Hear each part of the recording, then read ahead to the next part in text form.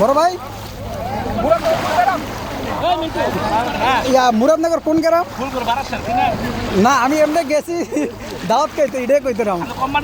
হ্যাঁ যাওয়া হয় না গাড়ি থেকে যাওয়া হয়।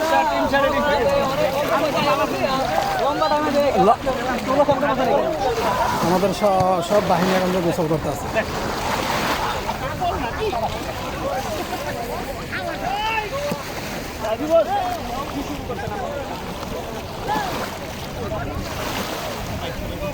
শাহাদত ভাইরে কিন্তু দেখে রেখেন, যে কোনো টাইমে শাহাদত অঘটন ঘটাইতে পারে।